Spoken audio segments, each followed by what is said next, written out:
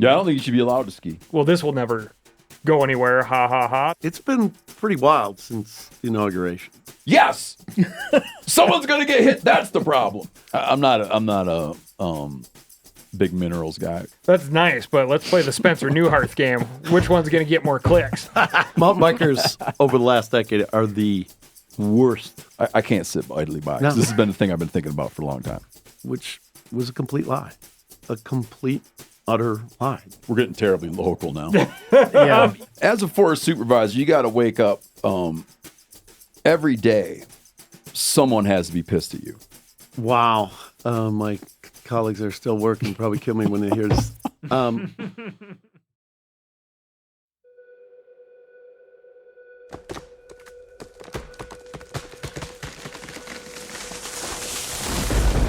This is the MeatEater podcast coming at you shirtless, severely bug bitten, and in my case, underwearless. We hunt the MeatEater podcast. You can't predict anything.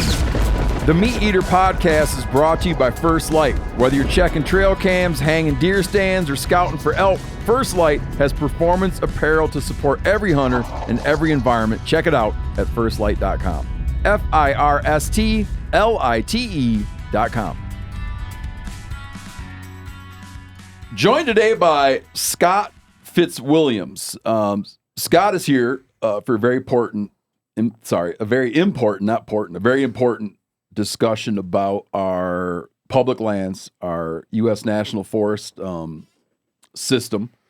Scott got on our radar, I guess it was, here, I'll tell you the exact date. Scott got on our radar in late February 2025 when in our community, in our circle, there was circulated a headline, White River Forest Supervisor Scott Fitzwilliams resigns amid slashing of agency workforce.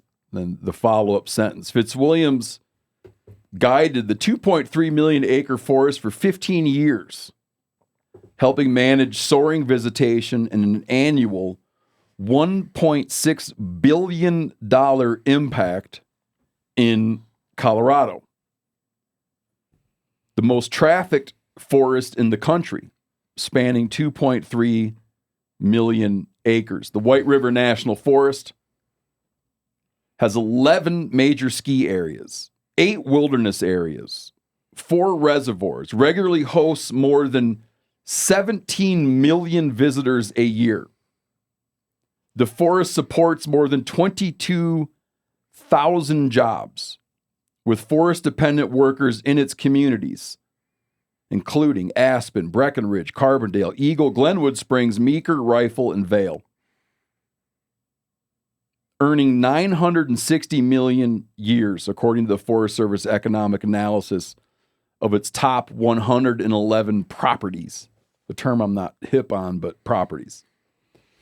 The forest's annual impact of $1.6 billion of financial activity in its communities ranks as the highest in the agency.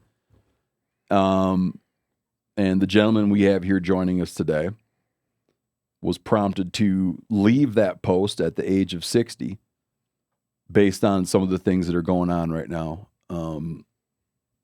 with attacks on federal land management agencies. So we're going to talk about that story. But first, welcome, Scott. Good to be here. First, Cal wanted to say something. Oh, well, it's customary on this here podcast that we talk about other things, and rarely do we even introduce our guest or acknowledge their existence during that time, so we're ahead of schedule on that. But on the other things topic... Yeah, the newsy part. The newsy part. Now part. People write in like, hey, when you do the newsy thing up front, and I'll be like, that's a great name for this, the newsy part. Yeah. Yep. No, not afraid to run with that. This Matt, what you're talking about matters a lot to me because this is like in many states, this is a thing that a lot of hunters and anglers rely on. And I'll leave off a version of it, not leave off, but I'll mention too a version of it is in some states all water trappers. Yeah, like it's how they conduct their business. Yeah, is. There's right a version aways. of this that is like class warfare almost, right? Yeah, So yeah. this is like one of the most accessible ways to get out and recreate for the vast majority of us.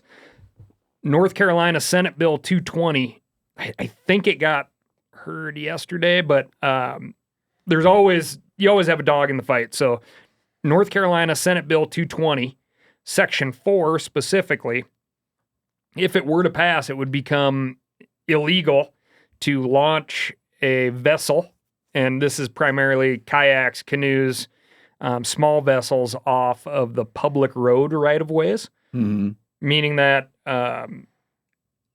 certainly in a lot of states, your public roads have an easement.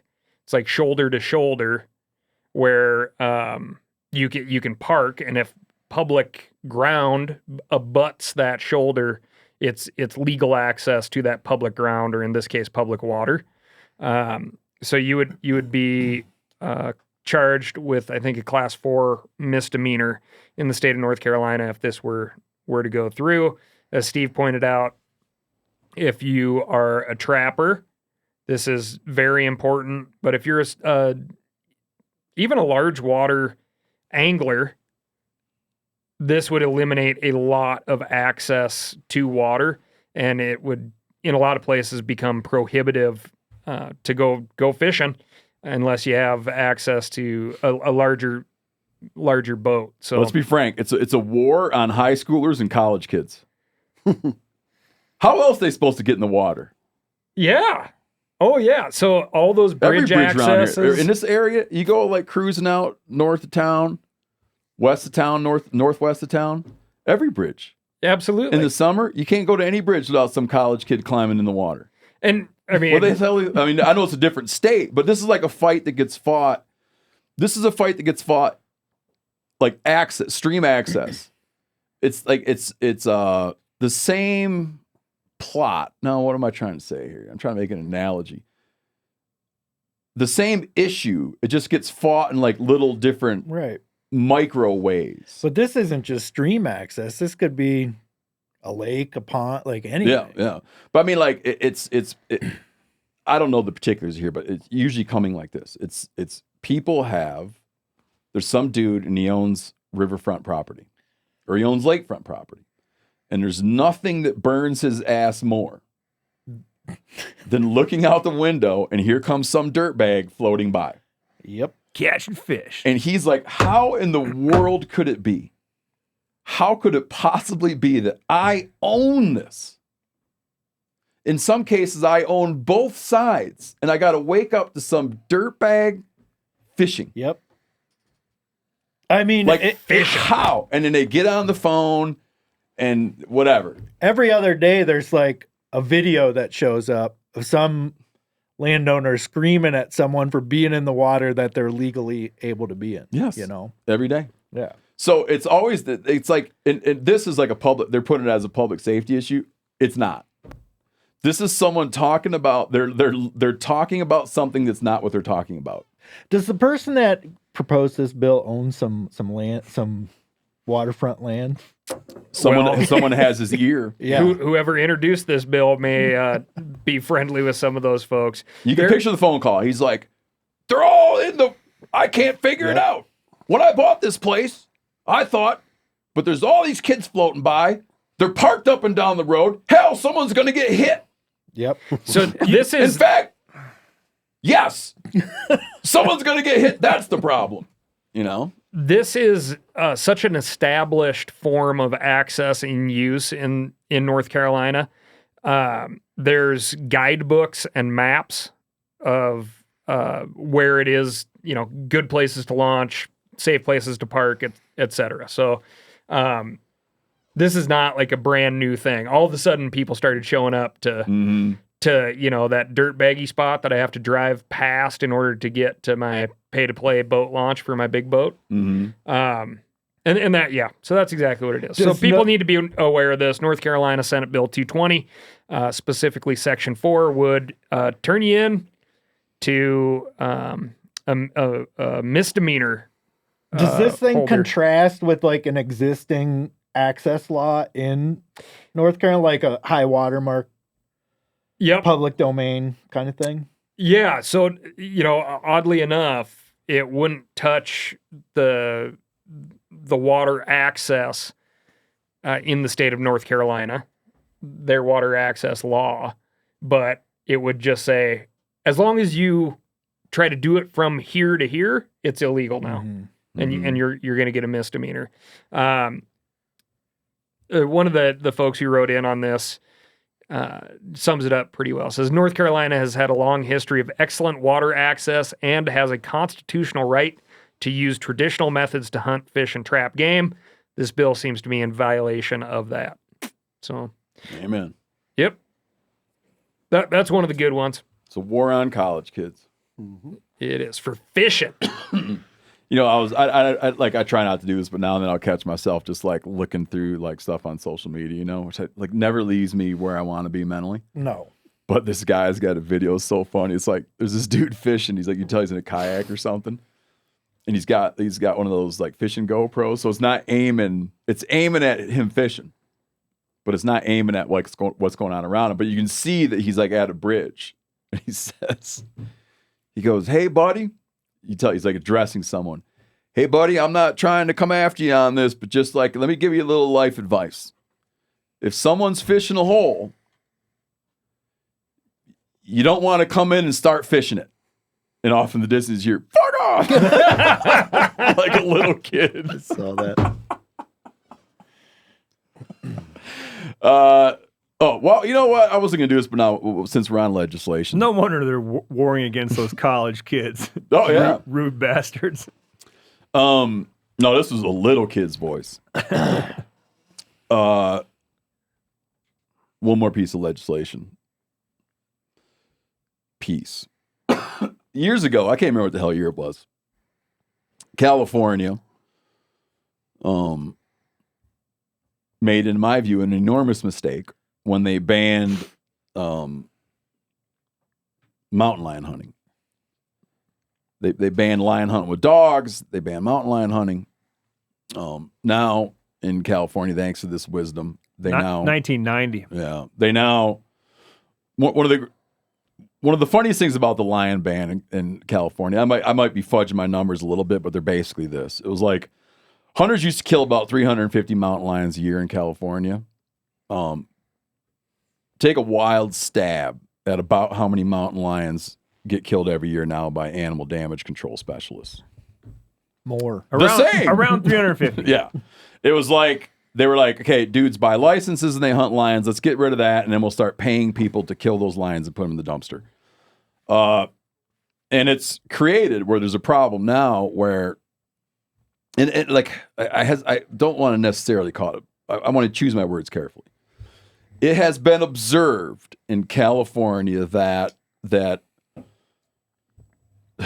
man, I hate to say this because I don't want to like feed into I don't want to do that thing where you're trying to get people to agree with you, and so you create like a false narrative.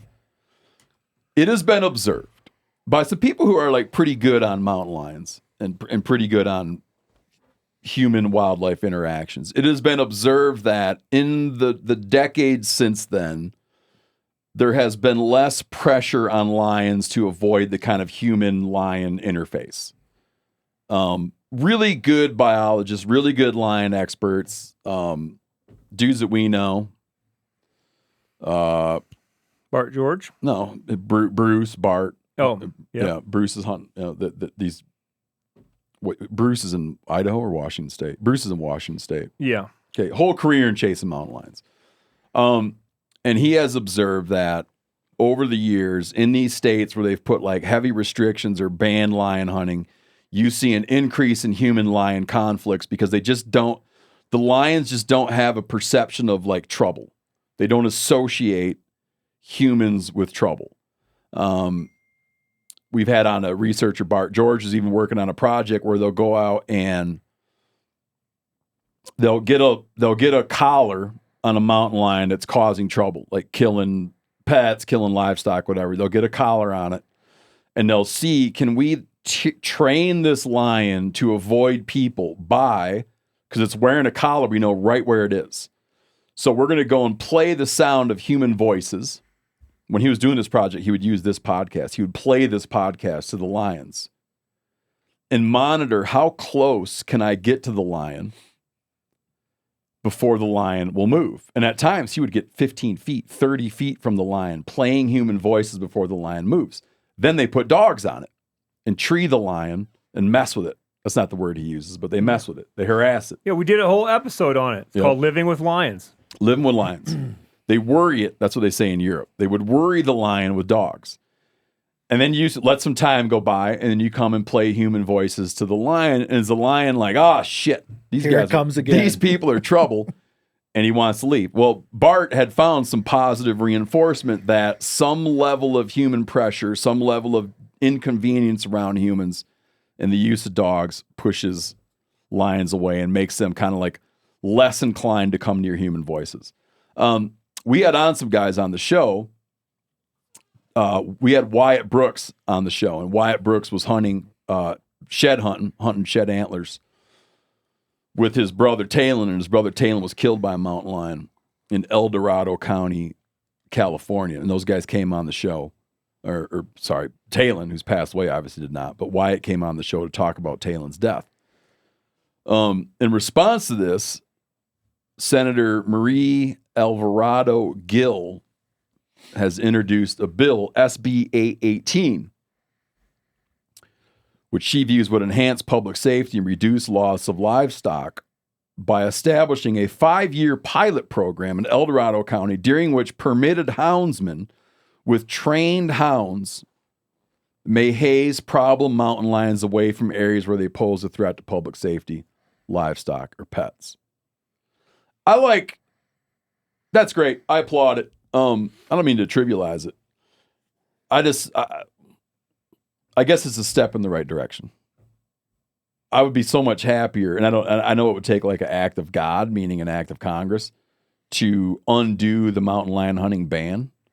But I think that's what needs to happen in California. The thing is that I find with that might happen with this is the anti-hunting folks, the animal rights activists would probably look at this as a negative, like it's bad to go haze those lions, and they should be looking at it, like don't go bother those lions, Sure. Don't harass them with dogs, and they should be all for it because it's probably going to save some lions' lives, right? Yeah.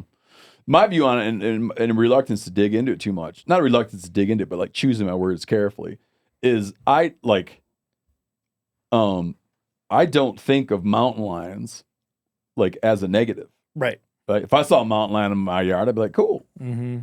When we have bears coming in, I encourage my neighbors to not tattletale on them, because I'm like, if you tattletale on that bear, it's dead.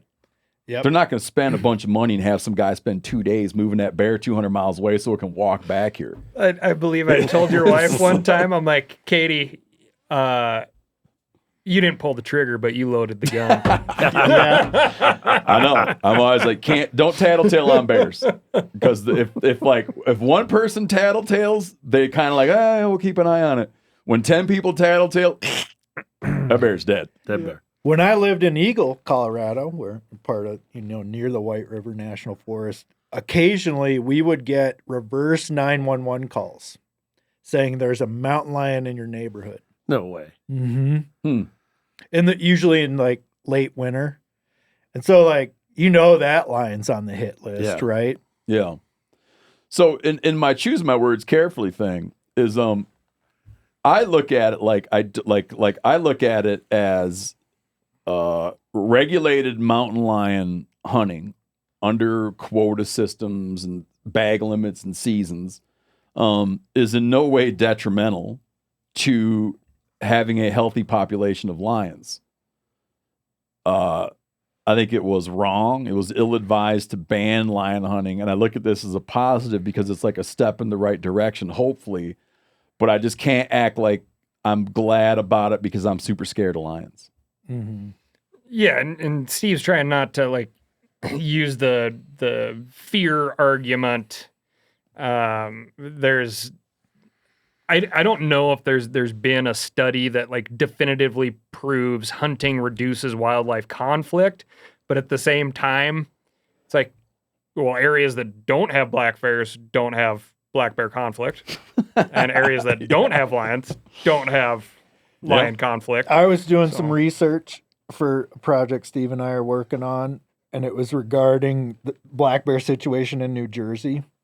What was his name? Pedals? Bill Murphy. Oh, Murphy. Murphy outlawed, essentially, like first he outlawed it on state, and then he let the management plan expire. So bear hunting became completely illegal in New Jersey for a couple And then of he years. had what I believe they call to be a mea culpa. Yeah, he listened to people who were real pissed off. Is that what you mean? No, he said I was wrong. Yeah. But anyway, they did a study during that time frame of human bear conflicts. And you said there's no like study that's been done on increased conflict, but it was something like It's overwhelming. 237% increase in bears killing pets, bears breaking into cars, all Yeah, the thing. So it was like they outlawed hunting and that stuff shot through the roof. So, yeah. you take There what is you will, evidence. but Yep. Sure. Anybody could set up their own little experiment. Have a garden and then have a bunch of rabbits eat in the garden. Mhm. And then do a couple high profile killings of some of those rabbits. And you will see the other rabbits are like, jeez, I'm going to go in the middle of the night now. Yeah. Not doing that in the morning anymore. It's all right. Scott, tell me about your career, man. How'd you wind up how'd you wind up there? How'd you wind up as the White River Forest Supervisor? What was your path? Oh, it was a long path. I grew up in Wisconsin and ended up in Colorado for graduate school and tripped into an internship with a place called the Forest Service I knew nothing about. I knew the difference was you couldn't hunt in parks and you could hunt on the forest. That's what I knew the difference. And so started my career and bounced all over the country. I think I worked in 7 states. I was in Cody, Wyoming, Jackson, Wyoming, Dickinson, North Dakota. I was on the national grasslands out there, and then I went to Sitka, Alaska for 5 years. And, Really? yeah, For the Forest Service? yeah, And that was on Tongass? Yeah. Working on Tongass? on the Tongass, yeah. I was Jim Bachel's boss. Really? You guys had him Oh, on sure, recently. man, Yeah. And then I went to Oregon for a few years in Eugene, and then ended up back in Glenwood Springs on the White River. So I started as an intern in Colorado and ended up finishing my career in Colorado. what kind of work were you doing like throughout those? I started really originally I started kind of in the public affairs and legislative affairs world for a few years, and then I became a line officer, district ranger, and then I was a recreation, wilderness, minerals, land staff on the Tongass. I worked on that. That's why Jim worked for me, and then Yeah, because he's a geologist. he's a geologist, yeah. And so, and then I've been a line officer, either a district ranger, deputy forest supervisor, or forest supervisor. So it's been great. I mean, to work in so many incredible places I'm so grateful for this career. It's been unbelievable. Can you explain for folks, what is the scope of a forest supervisor? And then if you could talk a little bit about how that can get more and more complex as Yeah. you enter into a forest like the White River Forest. Yeah. So the way the agency's set up, they give line officer or delegated authority for a chunk of land, and in case of a forest depends where it is, and on the Tongass it's 17 million acres, on the White River it's 2.5, and in the east there's smaller forests, and basically you have all responsibilities for that piece of ground. I always told people it's toilets to targets and everything in between. You're responsible for everything. And so, you're responsible for the money, the budget, the targets, the accomplishments, the people. But these jobs now, and these line officer jobs, they've really evolved into, part of a community. You've got to be you're the name, the face of the agency in that community. And so, and as we collaborate and we work together, it's, it can get complex because you're the one that signs the decision for that timber sale or that new trail or, closing that trail and your name's on it. And so, Or you may have had like a mine up in the Tongass yeah. or oil and gas or the industry. Greens Creek mine and the Kensington mine up in Juneau. Yeah, those are huge mines, and so and I think, like we all know, I mean, everyone loves this public land and wants to see it managed a certain way, and so it gets a little harder and harder as people just not a certain way, my way. I want it done for hunting and fishing specifically. Yeah, but Gifford Pitcho, who started the Forest Service, he and Teddy Roosevelt back in 1905, and I still believe in this, and I hope as the restructuring that is taking place, this doesn't go away. They purposely set it up where it was very decentralized. We want the decision making where the communities are. We want the decision making where the where it affects people, and that's why I love the job. Is I rarely in all the years got told you need to do this on this project from a boss or from above, and that's the way Pinchot and Roosevelt wanted it. They wanted it decentralized. On the ground. Disregarding what's happened in the last couple months, was that consistent from like that ability to be decentralized? Was that consistent from like one administration to the next? Yeah, I mean, ebbs and flows and different emphasis. Right. And that's always been the case. But we've kind of always navigated through that and save a few. There's always been a few things where it's been top down. I don't know how many revisions of the Tongass Forest Plan. Oh, yeah, man. Oftentimes that became extremely politicized, and Washington kind of ran that, or some undersecretary. Yeah, in that case, it fell into like one administration would put a major plan into effect, and another administration would call it into question. Right. And you just probably got to roll with that, right? Absolutely. And our laws, National Forest Management Act, and on the BLM side, FLPMA, they're set up to put 10, 15, 20-year plans together, a forest plan that's supposed to take some of that, level some of that. It's like, okay, here's how we're going to do it for the next 15 years. And it's worked well, and I still have hopes it's going to work well, but certainly under, what current restructuring, I'm not sure. I just hope we maintain that decentralized management and decision making, because I think Pinchot and Roosevelt had it right in 1905, and I think it still applies today. It's just harder because there's more people. As a forest supervisor, you got to wake up every day. Someone has to be pissed at you. Pretty much. Yeah. Can you lay out a little bit, and you can keep it true to Colorado. Yeah. We can leave Tongass in the rearview mirror for a minute, but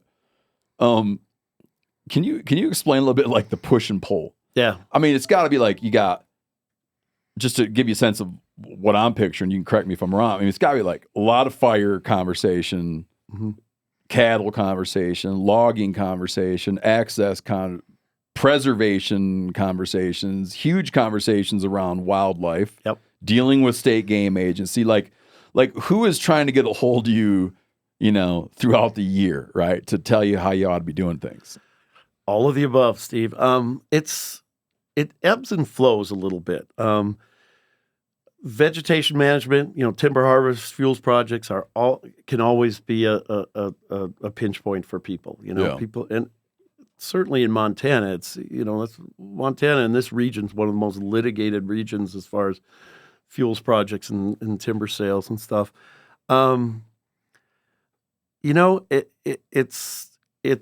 It's the contrast of leave it alone, preservation versus conservation use. That's whatever it is. It doesn't matter if it's cattle, if it doesn't matter if it's logging, mining.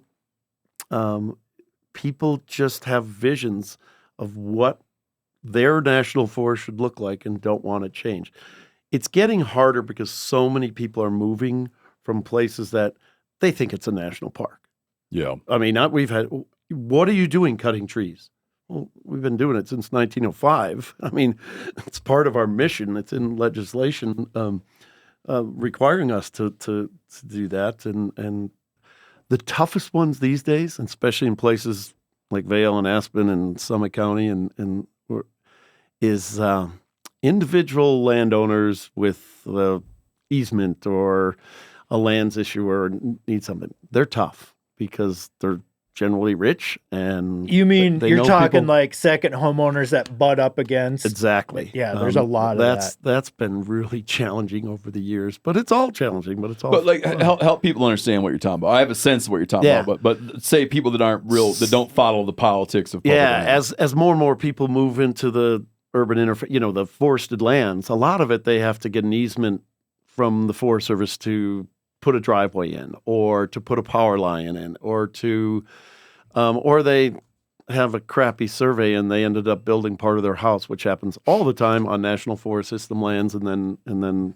we say, hey, you got to move your house, or there's this thing called the Small Tracts Act. They can purchase the land if it was proven it was done accidentally, bad survey or something. So as more and more people coming into these areas are building these homes in the forest and up in the hills, they require all these easements and right-of-ways and permits and things like that. Got it.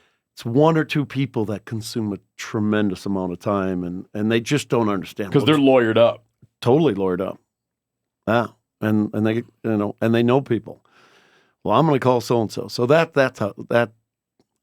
bugs me, because it's not a collective society-wide discussion of how we should manage a landscape or a forest. It's just one dude with a house, and yet my staff is spending 3 days a week working on that project. So Got it. How was it dealing with the big ski industry corporations? Because like you were in a position where a lot of national forest managers aren't. Yeah. Dealing with so much of that. Yeah, it's they're big companies, but most of the ski areas have been permitted. I think it would have been harder when they were permitting new ski areas. Now it was more about, can they do this expansion? Can they replace this lift or build this new restaurant? It's still tough. I mean, those numbers you talked about at the beginning, the 22,000 employees and $1.6 billion contribution to GDP, most of it's from that industry. Mm-hmm. I mean, Got it. they employ a lot of people and pour a lot of money, but it's challenging because you look around the West and where we have these resort communities, it's completely changed. I mean, nobody can afford to live there. It's crowded, it's expensive. It's, 70% of the homes, for example, in Summit County, where Breckenridge and A-Basin and Keystone are, 70% of the homes are second homeowners. 70. 70. Wow. Right. So no one can afford to live there. And so then you struggle with, like, all these mountain towns dealing with affordable housing. And so, And those ski areas too, like they'll tell you that they can't exist without a summer program as well. So it's not just in the winter when there's a ton of snow and the animals aren't visible. Yeah, we permitted the first, on Vail Mountain, the first summer uses.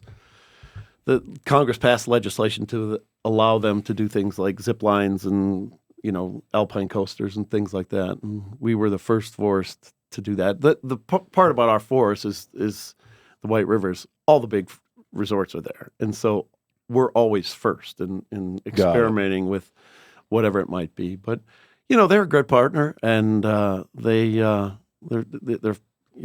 I like working with innovative, creative industries, and they're one. They're always looking at the next best thing. And Got it. But I think we have to step back and realize, okay, the impacts are real. It's only 4,000 acres of permitted land that they have their permits on, that they All total? Well, on the White River, it's only 40,000. So of two. Oh, I'm sorry. Okay. But say one resort, say a resort like Snowmats, I think it's about 4,000 I see. acres under Got it. permit. 40,000 acres of land is under permit in skiers on the White River. Not out of 2.3.5 million. That's not a huge amount. Yeah. But the impact is way past that, because it just brings people and lots of them. And so I think that's something in the future we're going to have to really start to recognize is these resort towns and these, kind of high-end tourism places. We're going to have to manage that in some way that, or at least realize that the effects are way beyond the resort or whatever. Yeah. Oh, just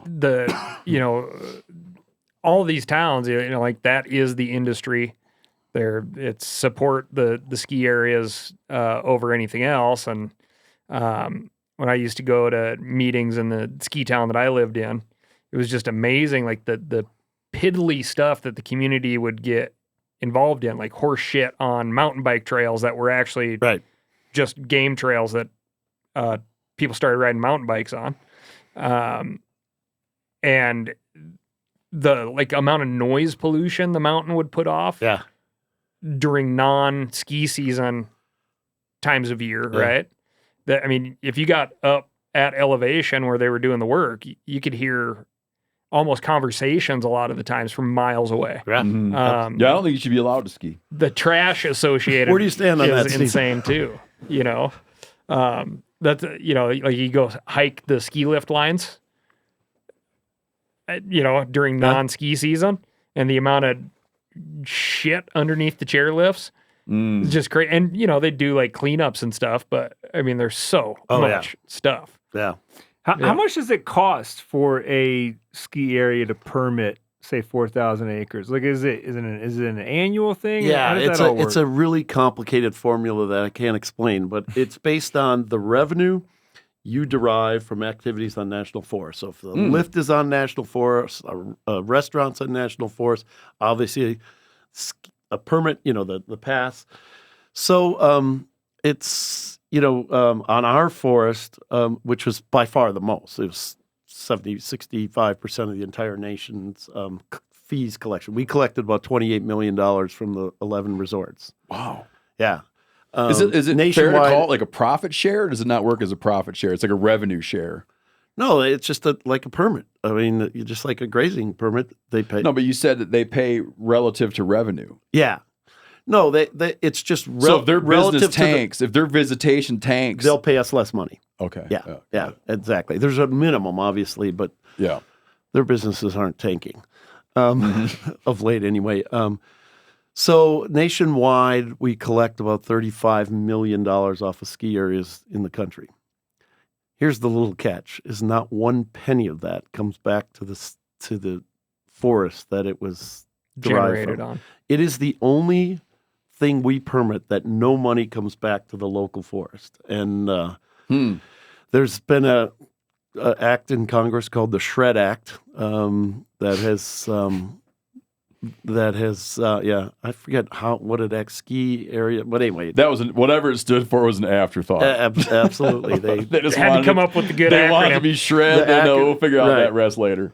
but it would return a good portion of the money back to where it came from, which I've been advocating for, because there's a lot of work, not just associated with the resorts, but all the people that come with it. And, Well, how the hell did that get pulled out of? How did that get pulled out of the general system? Like if you do like timber harvest, cattle leases, you get some of the revenue. Yeah. But how did skiing sit in a different landscape? when back in the 90s, when it used to be outfitter and guide fees used to go to the U.S. Treasury. Okay. Campground fees went to the U.S. Treasury. I It got all it. went to. So there was examples. Then there Yeah. was the what was called the fee demo program, where we got to keep all those fees. Now we get to keep all the outfitter fees and all the campground fees and everything. And then they looked at ski areas, and they specifically looked at the White River Forest and said, "We're not giving that one forest $28 million." So that's basically how it Got got it. There's And just too much jingle. too much jingle in one place, and so now there's a way they can spread it out. But now, because of the budget, there's a term in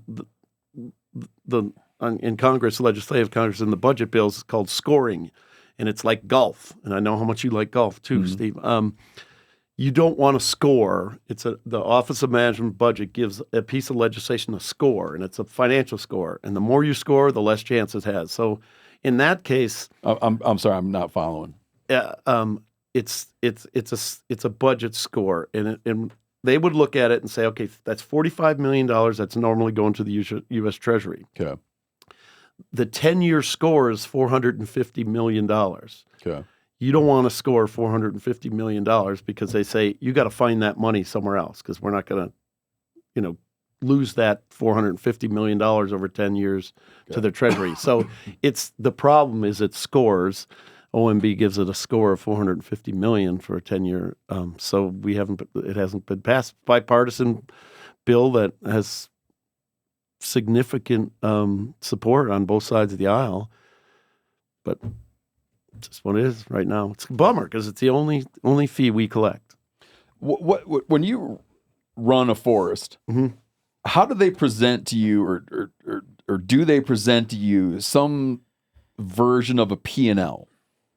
Like what are the expectations of a forest? Yeah, each forest is allocated a budget. Now they've changed a few things and centralized more and more of the budget, but for most of my career, you'd wrestle for, make your point and say, you get this much money. Okay. And you're going to get this much in recreation, this much in timber, this much in grazing. And with that money, we expect you to achieve these targets. I'm going to give you, the regional office will give me X amount in timber. We want you to produce 25,000 cubic feet of timber or million board feet or whatever it is. Same with grazing. If you get this much grazing, you got to, administer this many grazing permits. And recreation is a little more obtuse, but miles of trail. Well, we used to get trail maintenance dollars, and you get a certain amount of trails. We expect you to clear this many miles of trails. So, and then, throughout my career, you didn't overspend that. If you did, you better have another buddy that could cover you, another forest because budgets are spun up at the regional level. Got it. So the accountability was there. We weren't, it's called the Anti-Deficiency Act if an agency spends more than it's appropriated. And I've never seen it happen because it's a big no-no. Got it. Is there ever an expectation articulated to a forest supervisor about how much economic activity your forest should facilitate? Like, is that part of your mandate, or is that just something that happens by chance? No, it's not. They don't say we want this much economic activity, but they say we want you to be able to produce this much board feet of timber, or we need you. You're getting this minerals money. We need you to get that mine approved or get the EIS done. And same thing with recreation. It's always been a driver in the national forest system is the economics, and not to the, that doesn't mean we don't get to balance it, but it's important for sure. Yeah, like fiscal responsibility. Oh yeah, yeah.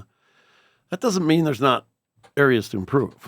Yeah. What is an area to improve? I want to get to the areas of improve, but I'd love to get how is the permitting for a mine work? Is that on the same? Because I always get wrapped up with the mining acts. Yeah. And I'm like, yeah, mines don't make us any money. Yeah. But based off of how you explained the permitting for a ski area, now I'm like, okay, well, obviously the mine has to have some sort of a revenue share there as well, or percentage of revenue. Well, the 18, we're still operating under the 1872 mining law, and it's been amended and there's been tweaks to it, but where there's not a revenue sharing of hard rock minerals, oil and gas, leasing, what we call oil and gas, leasable minerals, it's 25%. Everything that comes off of a federal mineral, 25% comes back to the government. Not mineral, oil and gas. Yeah. 25%. Federal mineral estate, I'm sorry. And what about coal? Is that under mining or is that under oil and gas? Coal's under mining, so it's under the 1872. So it's considered locatable. So coal, gold, silver, precious metals. So they have to pay a land use fee, for occupying that piece of national forest, but they don't pay, if they get They don't pay for the loot, the stuff? Not like they do oil and gas. And not like you do with timber? Nope. No. But if you read, if I were to pop up the 1872 Mining Act right now, which I got it in my pocket here. Yeah. Well, this is, I can't believe you, because it is referenced all over, and depending on what historical source you read about, when it was enacted, it was like, oh, this is really how it's going to be. It was kind of a joke when we wrote it. as was like the diamond clause too. So depending on what source, it was like You mean it was written by the extractor? yes, Okay, and yeah. it was also written in a like, well, this will never go anywhere, ha ha ha type of way. Okay. But it's $5 an acre, a surface acre. Yeah, that they pay a fee. Is that still the thing? It's I don't have a lot of I haven't dealt with mines. Yeah, it's cheap. It's ridiculous, but the law hasn't been changed, and so yeah, locatables are hard, because those are just. I like dealing with oil and gas leasing. It's nice, organized process. It's clear. Locatables are really complicated, and I'm not a big minerals guy. Can you help me understand, like, how is oil not a locatable? Like, what the hell does locatable mean? The terminology, I mean. Covered under the 1872 mining law. Okay. And so those are what we normally think of mining: gold, silver, lead, zinc, where you dig something out of the ground. When oil and gas came into play, we evolved a little bit and said, wait, we'll lease these lands, so they'll be leasable minerals. Yeah. And so we just use the term locatable and leasable because two different completely processes manage those and regulatory structure. And for the forest, for the taxpayer, for the American taxpayer, the American taxpayer is doing better on a timber harvest. They're doing better on a ski lease. They're doing better on oil and gas than they're doing on mineral extraction. If you're looking just at what direct payments go to the Treasury or to the agency, yeah, Okay. for sure. All right. You brought up there's things that could be done better, but I feel like we're a little bit burying the lead. So I don't want to. Let's jump ahead here. I'm trying to sort all this out in my head. If I were to go back and say, here's our guest, Scott Fitzwilliams. Please, let's start. We're going to talk about government waste on national forests, and we're going to learn how national forests work and how we're pissing away all this money. That's how you'd have kicked it off? Yep. Oh, I was going to come in like, that's interesting. I was going to come in like, Scott resigned over certain actions that are taking place. Coming down from Washington, D.C., decisions that are being forced, things that are being stripped away from a level of local control and local expertise. And then he said, hey, listen, man, there's plenty of waste to clean up, but this is ditching the baby with the bathwater. I don't know. That's nice, but let's play the Spencer Neuharth game. Which one's going to get more clicks? Okay. Which approach is more appealing to you? I think I'm thinking about, people who listen to the show and stuff, context of what's been going on. And it's been pretty wild since the inauguration. I mean, first thing that's happened is we all got this email that said fork in the road. Yep. And we all deleted it because we go to training that says when you get spam email, delete it because it came from a source we'd never seen before. It was bizarre. Hey, you can retire right now and get paid till October. And so, but it turned out to be real. So that was what they called the deferred resignation program, which I took. You did? Okay. Yeah, because I was going to retire in the next year and a half. Yeah. They offered to pay me till October. I'm good. I'm eligible to retire, so it wouldn't affect my retirement much. Yep. So, and then it was the next thing that happened was what we called the Valentine's Day Massacre, where we just got a letter and said you need to fire all these people, and that was rough. We had 16 on our forest, but I know the forest here, the Gallatin. The Custer Gallatin, it was in the 40s. And we had to give them this, we had to call them up, give them this letter that said you're fired based on your performance, which was a complete lie. A complete utter lie. Their performance was fine. Some of it just had their performance rating. So that wasn't fun. And and on our forests, 15 to 16 were field level people. They worked what we were employee called a permanent part-time. They're a permanent government employee, but they only work half the year, the field season. They start about now, finish after hunting season, and then they go work in the ski resorts or whatever. Yeah. At what salary? They're like GS5. So the cost to the half of the year they're paying for us is $18,000. Okay. So annual salary of about $42,000, $19,000. But they get health care and things like that. And most of those were paid with fee money. So it wasn't taxpayer money. It was the fees we collect at maroon bells and campgrounds and outfitting guides and stuff. And they clean toilets, clear trails, do fire patrol. That didn't make any sense. That was out of fee money. Yeah. Fee money. And I had to fire 6 people who were paid for by the counties. We have pretty well-off counties, Pitkin County and Eagle County and Summit County. And for years and years, they've been actually giving us, the feds, money because they wanted more people on the ground during the busy season because we just didn't have enough money to have patrols and people clearing trails and cleaning up human waste and all that stuff. So we had to fire people who were paid for by counties. That didn't save any money.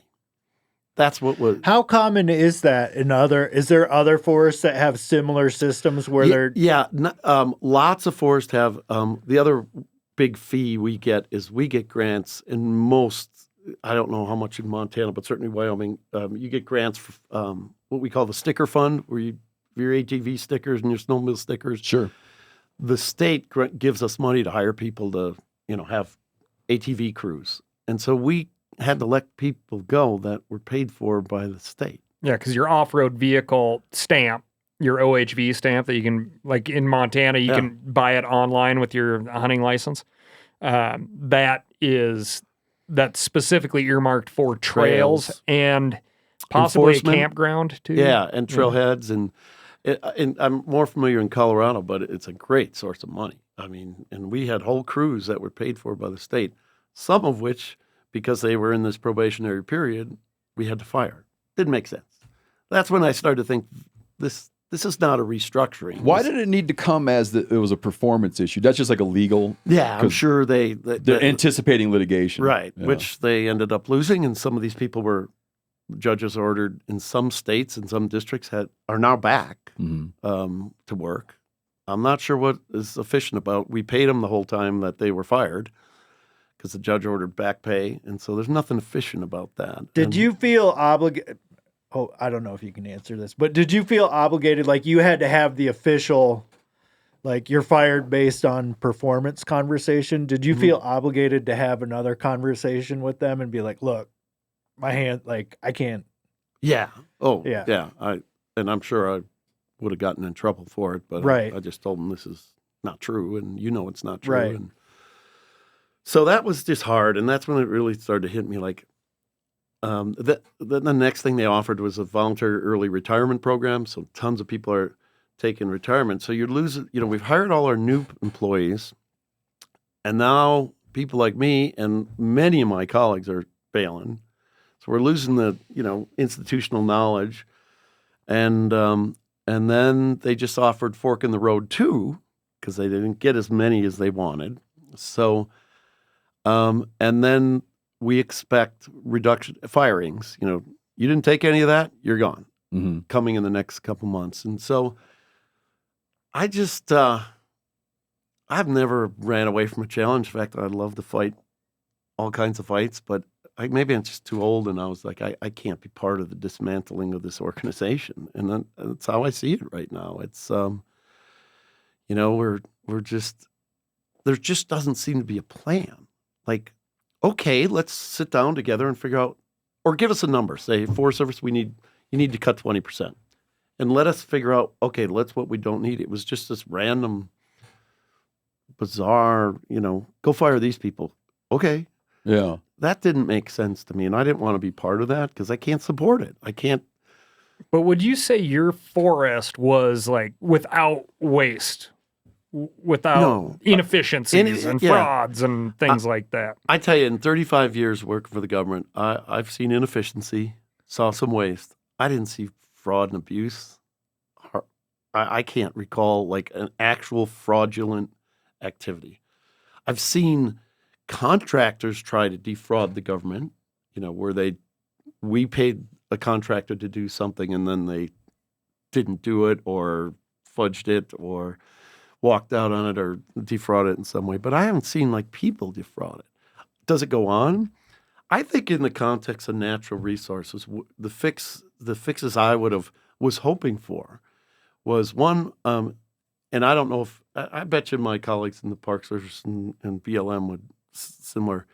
We got really top heavy as far as too many people in Washington and regional office at the expense of what we're supposed to be doing. That's on the ground, doing the groundwork. That's what the public wants. They want clear trails clear, and they want fuels reduced, and they want the cows taken care of. They want garbage picked up, and I would have made that adjustment. And the other thing I think we've really got to come to grips with, and you guys talk a lot about this stuff, is the redundancy in regulations, like Endangered Species Act or, the Archaeological Protection Act, the Section 106. So, when we do a project, we have really good biologists who work on that piece of ground. And maybe there's a grizzly bear or a wolf or whatever the listed species is. And they design mitigation, we're going to do this fuels project or cut this trees, but the biologist comes in. But the way the process works on Endangered Species Act, then we send that biological evaluation to a biologist in an office in Montana, it would be in Helena, who has never seen that piece of ground ever. And then they make an evaluation of what we should be doing. So you have two agencies making redundancy. I think we've got to really step back on that. It's the people on the ground know. We have biologists that know how to protect these species. Mm-hmm. Maybe there can be just a concurrence, but with the Fish and Wildlife Service. When we have archaeological protection, we have to go through what's called Section 106 consultation. So we have an archaeologist. They find a site or some resource, then they have to write up a big fat report, send it to the state SHPO office, State Historic Preservation Office, and they either agree or don't agree with us. And if we don't agree, then there's a group of national archaeologists who seems like a lot of archaeologists looking at the same piece of ground, and only one of them's looking at the ground. The other people don't see this. They're in an office somewhere. And I've always thought that. And when I worked in Wyoming, we had such great bear biologists and working with the state. And then we'd send our, biological evaluations to Cheyenne where they'd never been on that piece of ground. Yeah. I think we got to look at things like that. And just the redundancy in government, I think, is something that I think needs to change. Governments were set up to be a little inefficient and slow. And I think that's by design to protect the public, to protect the taxpayers' money. But I think there's a lot we can do. And I just don't think getting rid of the person that makes $18,000 a year that clears trails is going to fix any of that. Yeah.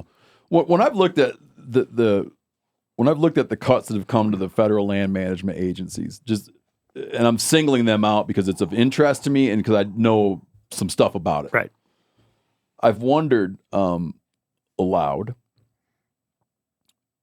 why there wasn't an approach like this, like I'll lay out, that you would get your cabinet in place, you'd get your administrators in place, and you would come to them and say, you have 90 days, you have 120 days. It seems always works like that, right? Mm-hmm.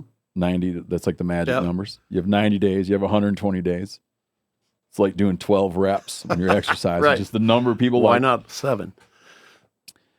To come to me and present to me, how are you going to cut your budget by 30%? Mm-hmm.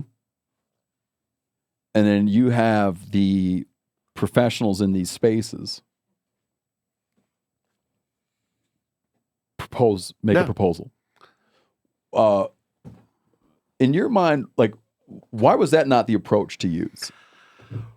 Like, if you had to get in the head of it, like, why not use that approach, which seems like just and how in business that would be a thing that would happen.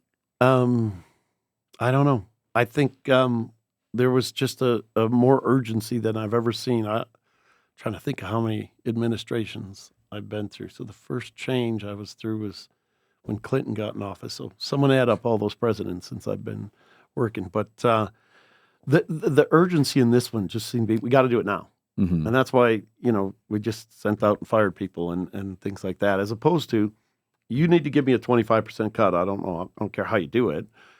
Or you could say, I still want to emphasize these things, but you got to cut 25%. I don't know.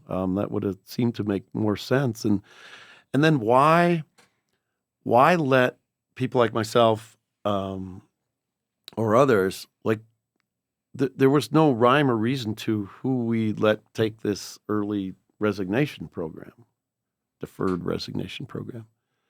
Some people we shouldn't have offered it to them. They got to, they're going to replace me. So what good did it do to pay me to do nothing for 6 months? I don't understand that. I don't know. They could have just said, no, you're not eligible for this. I don't know. There's it's big change. I think, Cal, I told you this, that I don't know how beneficial it is in today's world, but the Forest Service is about the only agency, I don't know, maybe in all government, but certainly in all the agencies we all talk about, Fish and Wildlife Service, Park Service, BLM, that our chief has always been a career person. Mm-hmm. We've never had a political appointee until now. It's the first one. Tom Schultz is the new chief from Idaho. And I heard he's a good guy, but that's the first time in our history we've ever had a career employee become chief. Mm-hmm. So changes on the way, which is fine. I don't know what's the difference anymore in today's world, but anyway, I don't know what's the future holds. I'm worried about a couple of things, and the one is, do we dismantle the agency to the point where we become ineffective, where they actually can prove you guys can't do shit? Okay. We're headed that way. Based on what I'm seeing, by the time I left, we had lost 27 people between firings and people just saying, I'm going somewhere else. 27 people in 30 days, 50 people in a calendar year. Who's going to be left to do the work? And then when people get pissed and say, see, the Forest Service can't do it, maybe we ought to let the states handle that.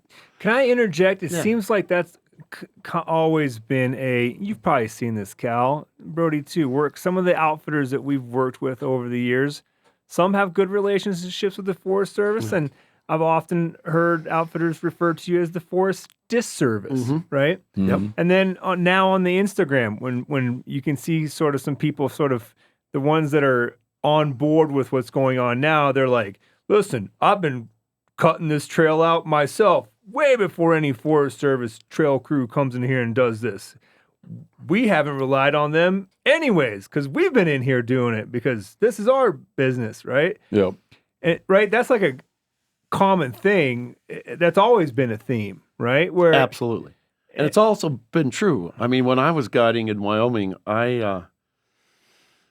Forest Service never cut out the trail. There were system trails. Now, we don't cut out trails that are not system trails. They're just the outfitters' trails. They're not supposed to be cutting them out or whatever. Sure. But I one time asked about that. I was trying to see what it requires to make your own trail with a chainsaw, and I was dissuaded. yeah, bad idea. I was going to hide my trail. One of the first meetings I went to here in Bozeman when I first moved to town, I listened to a fellow who happens to be in the conservation world just berate the Forest Service for not maintaining the illegally built mountain bike trails. Yeah. Mountain bikers over the last decade are the worst. Those Mountain bastards will build a trail anywhere. And they have this theory. It's like, well, we have 3,000 miles. Yeah, but I've been on those. Mountain bikers. Oh, yeah. Absolute. hard working suckers, man. They like build beavers. trails in like crazy ass. They are like beavers. No, yeah, I mean, Oh yeah, I'm telling you, I've been up drainages where like you're Yep. like, I was here a month ago and there was no sign, and now it's not like it's a trail. There's jumps Oh, yeah. and ramps and banks and yeah. And swales sometimes in wilderness areas where Oh, yeah. they're not even Huh. Oh yeah. I'm supposed gonna to add be. that to my list of people I don't like. But it's a good example of some of the conflicts today's world. Like literally, I've had these mountain bikers say to me, "Well, we've already, people have already done all those trails." Well, that's an unsustainable model because sooner or later you will use them all, and we'll just keep building more and more and Right. more. That's good. I like that you engage with them on the logic of it. Right. Well, if you using it makes it that it's not good anymore, so then you need to make a new one. That would end with all things being a mountain bike trail. Yeah, so you should just sell your bike now. because you're headed to the same place. Yeah, exactly. Anyway, but, Yanni, back to your question. I think there's some truth to it, I can't sit idly by. 'Cause No. This has been the thing I've been thinking about for a long time. Well, you go ahead, then I'll go. Tell them the truth in it. What Forest Service lands are kind of a co-op Yeah. model, right? Like there's always going to be a user, even in a user pay system, right? Like if you're an outfitter, you're operating under a permit that you pay for. You're not going to sit there and wait for the Forest Service to clear those trails. You got to do it. Get things prepped. You're gonna do it. And if a you're lot a of those hunter- outfitters are using the trails that not a lot of people use. So you take what little money you have or the staff you have, and okay, I got to send mine to the folk, the places around Eagle and Aspen because there's 8,000 people a day on those trails, and only 7 outfitters a week on the other ones. Mm-hmm. So I could see their frustration, especially when you have blowdowns and stuff. And I think I said a little bit, we kind of lost our way a little bit, too much overhead and not really focusing on what we really needed. And man, if I was in charge of reforming, I would have flipped everything upside down and said, we are going to fund the ground first and then fund what's left. We're going to fund the overhead last. But I've been places like where we used to turkey hunt, with your buddy in Nebraska, where like that national forest is like, it's like a symbol, right? There's like this anti-federal government sentiment, and that land is just like, they look at it and they get mad because they can't do whatever they want on it, right? Sure. So there's an aspect of that involved too, and so I don't think that's the case with the White River necessarily, but they there love are their places public land. like There's that. places, Idaho and parts of Montana and Utah, but Yeah, where public land like stands in the way of your ambitions. Yeah. or whatever it might be, and it stands for the federal government, which we don't like. I'd get seen as an apologist sometimes, but it's like Mother Nature does not follow your multi-use plan either. So if you have budget for 1,000 miles of trail clearing and you're in, that burned over pecker pole zone and you have a windy summer, you can legitimately clear 1,000 miles of the same trail. Yeah. And never get to the other trails because it's just like, and I've been like, Totally. we have a lot of trails historically, where we'd leave the first couple of 100 yards down and nasty and stuff, and then we'd clear the rest of it. Right. We'd have our own kind of personal trail for the That's most what part. I'm talking about. That's what I wanted to make. Yeah. And, One you'd never know was there.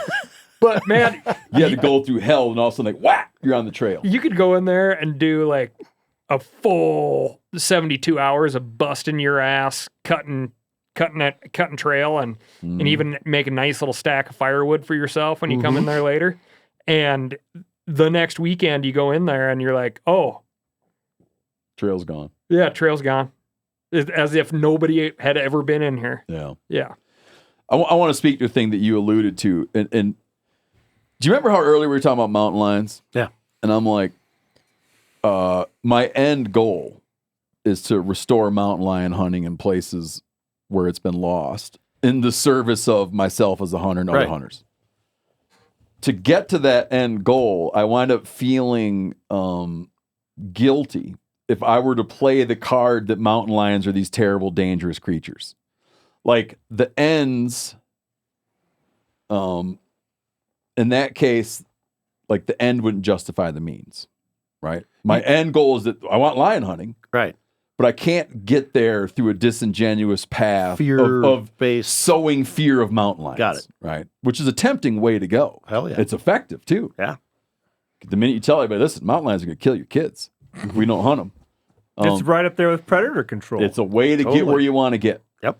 Now, I'm a public lands user. I'm a public lands defender, but there's just out of moral honesty, I think that it's a little conspiratorial. Maybe you disagree. I think it's conspiratorial to suggest that lawmakers are saying the pathway to being able to sell off all the public lands is to emasculate land management agencies to the point where they do a terrible job, at which point we'll be able to go to the public and say, look, what a mess, let's sell it all. Right. Because it's like it feels out there to me. Well, it also would require a lot of connections and a lot of people involved with the same conspiracy. Yes. So when I say I'm worried about the dismantling, I'm worried about like, what if the basic maintenance of them, the basic stewardship of the land, being able to respond to the public. I think that's what, I don't think I don't think people are smart enough to pull that off. Mm-hmm. I really don't, in any part of government, to even Congress, to like, okay, we've got because that would take time. Yeah, it's like a 50-year plan. Right. However, I based on what I'm seeing and talking to people at the highest levels who are working with these people in Washington, there is a general disregard for maintaining the management and stewardship of public lands. Okay. It's like, they're fine. So the As long as we're result, let's produce more timber and mining and stuff and take care of the cows, but the rest of that stuff we don't have to worry about. the end result of the cuts and the inefficiencies that would result from that Mhm. could also ultimately result in, like, let's just get rid of it. Yeah, I think that I think that's a long stretch. That would, You hear that a lot. Oh yeah, we do hear it a lot, and And you hear the mountain lions are going to kill all your kids. kids exactly. Boy, don't you guys think people on both sides of the aisle would lose their mind if we really started to sell off public lands, or even transfer them to the state?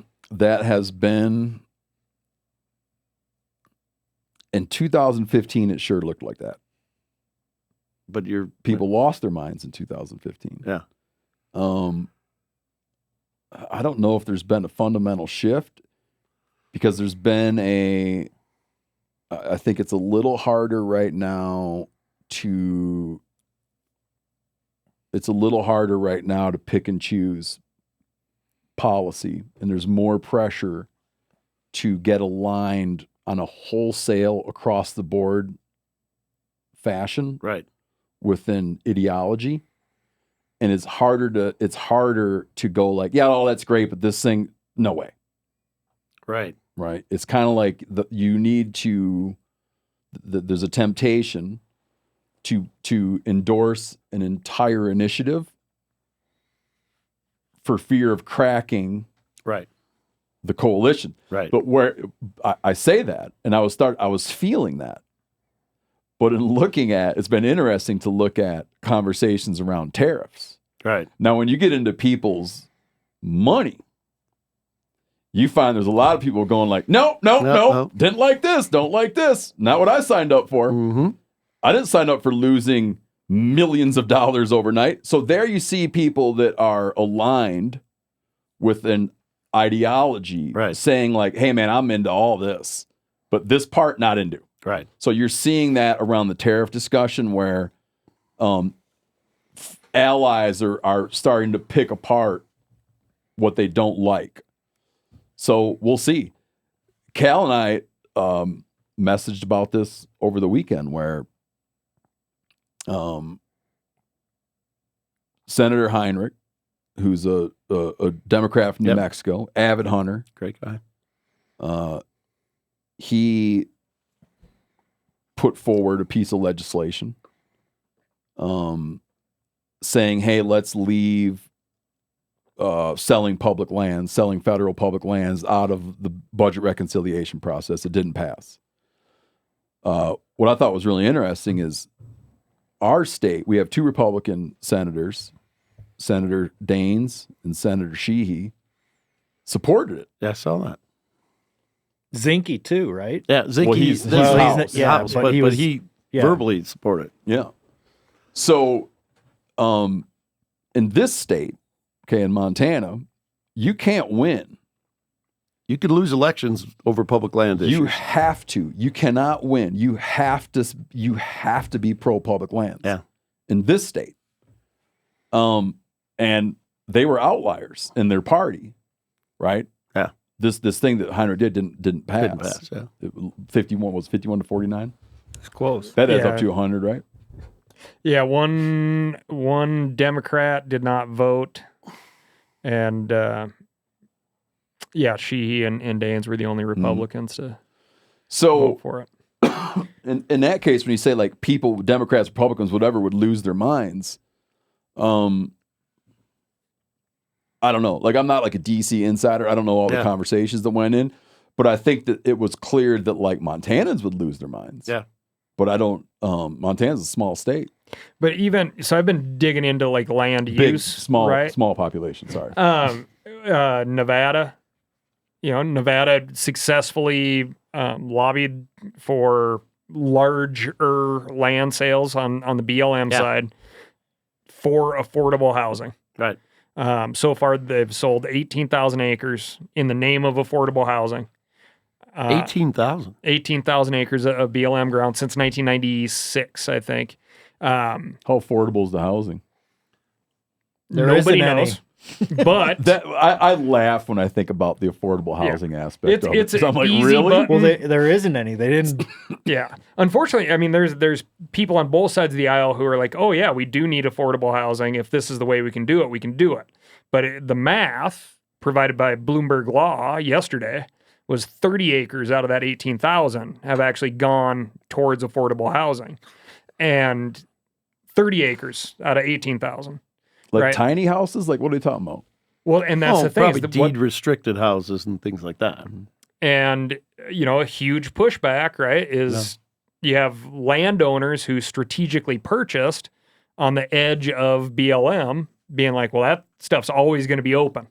So my property value is based off of access to Right. Bureau of Land Management Sure. and the fact that, like, my view is never going to be blocked by another house or housing development. Right. So Yeah. our state government, who a lot of people argue on behalf of, is like, well, the states can do it better. Well, right now, the states aren't doing anything. With state trust lands?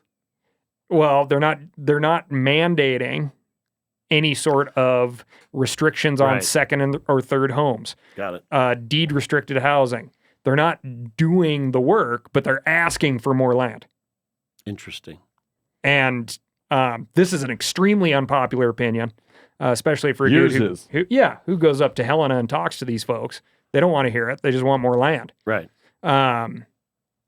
So I think there's a giant disconnect between the federal government and the people on the ground, because the feds are like, oh yeah, easy button, sell 400,000 acres of BLM ground, which is under FLIPMA right now, right? It's already gone through the NEPA process, and FLIPMA, they've been earmarked for a long time, 400,000 acres of BLM ground. But there's also a lot of conversations around an additional 500,000 acres of U.S. Forest Service ground, which hasn't been done before. And that's going to take some serious effort. Yeah. Again, you have all these people who are like, oh yeah, that makes sense.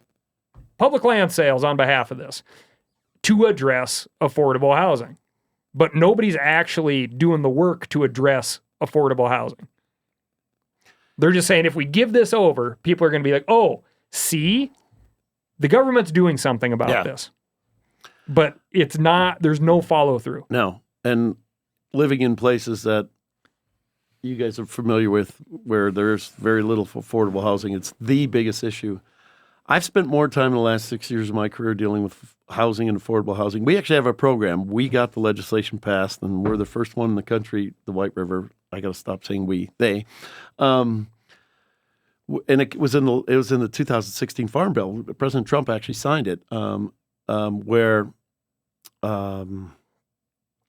we have what's called administrative sites, where we used to have a district office or a boneyard or something. We have them all over the place, or we have, crappy housing on them now that this legislation allows us to lease this property to, we got to give a right of first refusal to a community, a county, a local government.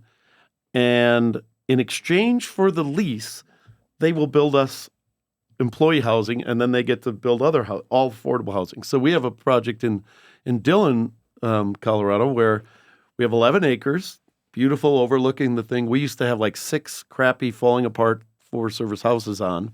It's now been bulldozed. We're working with the Summit County government where they're going to lease it, and they're going to build $121 million worth of affordable housing, deed restricted, application, actual affordable housing. And instead of paying the government for the leasing the land, they're paying us in kind by building us a new, fire shop and giving us housing. That's a cool program. But It's a lot of work. That's not on the side of a mountain somewhere, right? Like it's like I'm assuming kind of in town. It's next to it's Like already you're not just gonna- a nice site. You're not going to build some big affordable housing So complex all on over the side of a country, mountain. we have those administrative sites that are underutilized. I think, I started my career, my first permanent job was in Jackson Hole, where 98% of the county is federal land. And I don't know how the federal government can't play a role. I think we should, but man, every acre's sacred there. Well, I tell you, on this issue, one of the areas where I felt like that I had a knowledge gap would be, I would want to, what I'm asking is I want to have the authority to say, I want to be the final say. And I'll visit every patch of ground. And I'll say, would this lead, my litmus will be this. Would this lead to a loss of wildlife habitat? Yeah. If it's yes, then it's no. If it's no, then it's yes. The case you're bringing up, where it's like, it's already a developed landscape. Right. It's in a town. It's a developed landscape. It has buildings. It's not like on the side of wildlife habitat right now. That makes sense. That's different to me than I agree. Other, that's different to me than other cases. And when you look at the acreage, I feel like when you look at the acreage, it will have to stray. Like it'll have to stray from already developed sites. Yeah. Like, do you feel that you're going to get there? I don't. I hope not. I mean, I think it. No, I mean, do you think there's enough already developed sites to like fuel this ambition? No, not to fill the gap of what we, to meet affordable housing needs. No, you would. But there are still some spots that, again, if you were king, you get to look at and decide it. Where it's just, I don't know, a survey from 100 years ago, where it's like, it's kind of, it's not developed. There's nothing on it, but there's a little spot right by Eastvale, or it's not like valuable wildlife habitat. It's just winter kind of range technically, but it's also surrounded by a hotel, and so like it's 40 acres. We should build housing on that, but it's not designated an administrative site. So, but I'm with you 100%. I don't think we can. You start to crawl up the mountain, and the other thing, it should be for some public good, not let's just sell it off so a rich person can buy it and build a second home. Yeah. Like this whole issue of affordable housing, deed restricted housing, I can get on board some of that. Do you feel that there's a way that you would take this affordable housing issue that's forward right now? And let's say we have a way that there's a checks and or there's a system to measure, like, is this achieving the goal? Right. If the public is behind affordable housing, is this creating affordable housing? And that seems like to me like a thing that you could put numbers around and understand if this is true in execution or not. Like define affordable housing, and then someone will monitor to make sure that this is being effective in creating affordable housing.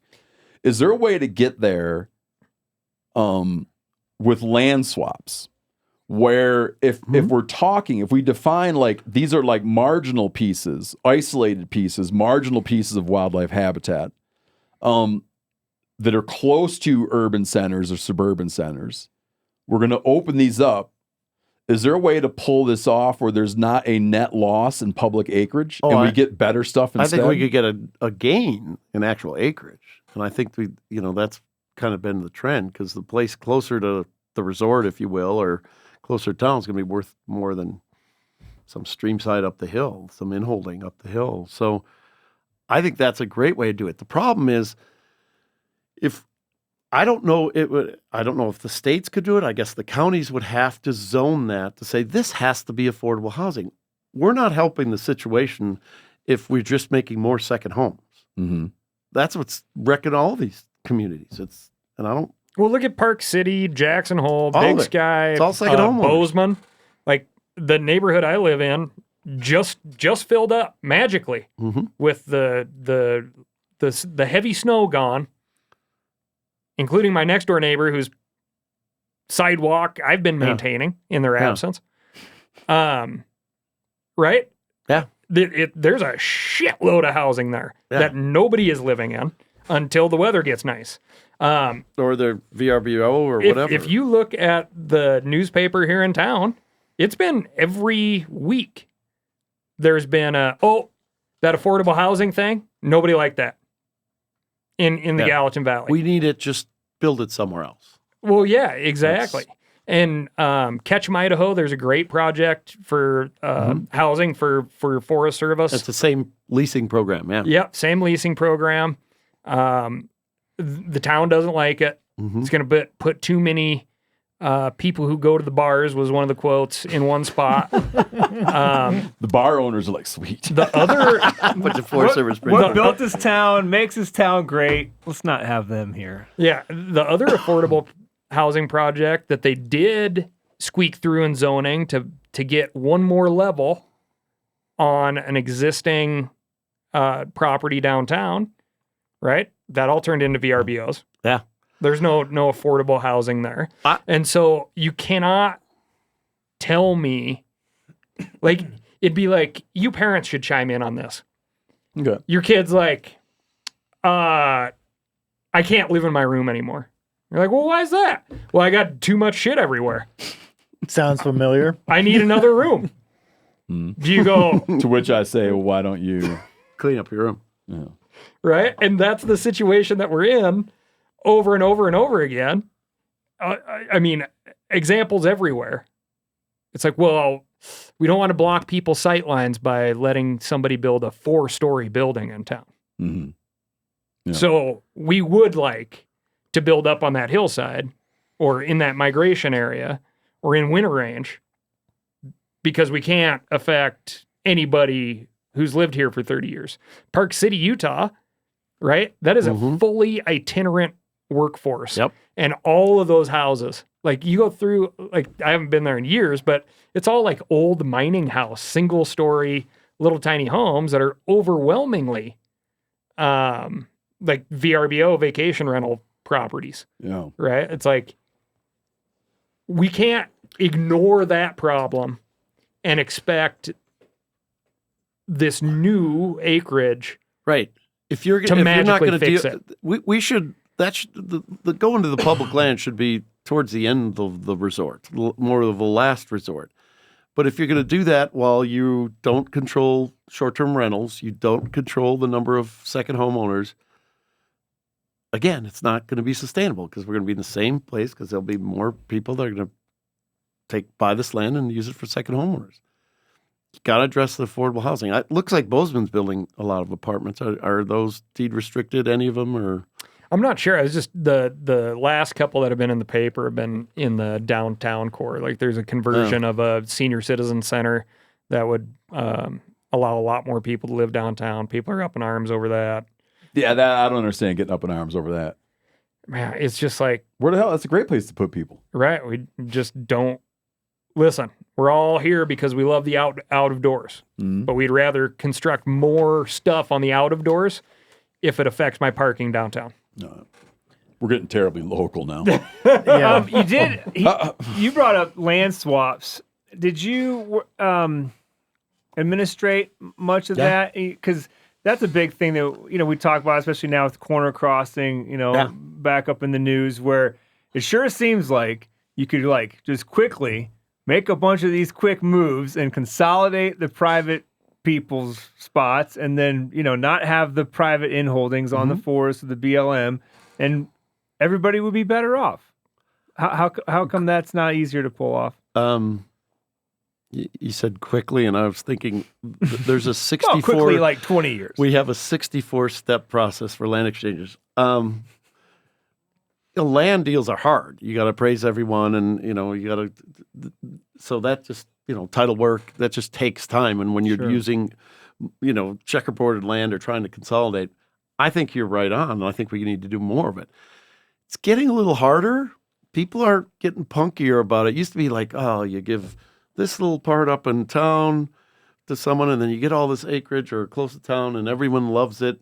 But now, just like we've been talking about, the whole every piece seems to matter. You can't give that piece up, right? Well, try finding like an apples to apples comparison too, and then the right? comparables, like that's tough. And the values are changing so fast, and so it's getting harder. But I think where Congress can help us do legislatively mandated ones, where you don't have to. It's like they tell you, okay, now go figure out the acreage, but you're doing this through legislation, as opposed to when it's a discretionary action by a forest supervisor. We have to go through the public benefit determination, which of course gets into values and all that stuff. But I think it's absolutely what we need to do more of, and that we could get help legislatively. But they're tough. I mean, you guys have heard of the one over in the Crazies and with the Yellowstone Club and stuff, and it's a pretty good exchange. But there's some folks that don't like it. Yeah. I mean, you're giving up elk habitat for mountain goat habitat, right? Is one way to look at it. Don't know enough about it. Can't draw a mountain goat tag, but you can sure hunt over-the-counter elk in the Crazies. Durfee Hills would be another great one that was proposed for land exchange. I mean, that's a whole ecosystem would be kind of a strong word, but it's a whole region with its own elk herd, all public, totally landlocked. You can fly in there. And it's like, but the exchange for that is like antelope country. Oh, really? Right. So like trying to find that apples to apples comparable, and then you have historical use. There's still plenty of folks who have hunted that place and traditionally hunted that place for decades, and there just is not a comparable swap type of thing. No. It's getting harder. I'll propose if, when I get that job, if I get to be the yay nay man. Yeah. Part of what I'm going to look at, and I suggest the Forest Service adopt this, is what biomass does that piece of land host or support? An important word. And in any swap, would be, are you gaining biomass that you're supporting or hosting? Well, the White River National Forest supports the largest elk herd in the world, so it'd be a big ass biomass. And then that's how you help do it. And we support the largest biomass of elk hunters in the world, I think. Yeah. Speaking of which, like what's going to happen this fall when, like, if you could crystal ball it based on all the cuts that have been made, like when people are trying to get into their elk spot, like, are they going to be able to get there? Is there going to be safety issues when they do get there? Like, it's going to be a COVID poop pandemic again. This is where I need to push all those fear buttons. Well, that's the thing is, this is another one, man, I hate to keep doing this. This is another one that people are throwing out there that I'm not buying. What? I'm not buying that, like, that there's like it's an existential crisis that trails won't be cleared. I don't view it as existential. I think for, let's say, like, I have a bunch of friends that are in this position where it's like young families. Their best way of getting out is through like established campgrounds. With a camper, type of thing. I feel campgrounds is a real problem. Here's what I can tell you. No, I'll tell them. We had a budget meeting. So we already knew we were going into this field season. We will have zero seasonal workforce. The people we just hire temporary for the summer. So we knew that. So that's zero is zero. And normally we'd have 50 or 60 or something like that. So that's there's going to be less people clearing trail and things like that. we fired, these what would be like crew leaders, the people that are permanents, but they only work half the year, and so that'll be problematic. Will it be like, are people going to go, oh my God, what happened? I don't think so. Our road maintenance budget on the White River when I left, because we had a budget meeting, because they signed the continuing resolution, so we know what our budget's going to be the rest of the year, pretty much. Our road maintenance budget, we have 2,800 miles of road, was zero. So that's how much. And normally we give that money in agreements to counties because they have better equipment and more people. Yep. Now we have a grader and a 3-person crew, so we'll clean the culverts that blow out or whatever, beavers fill up. If you got someone to do it.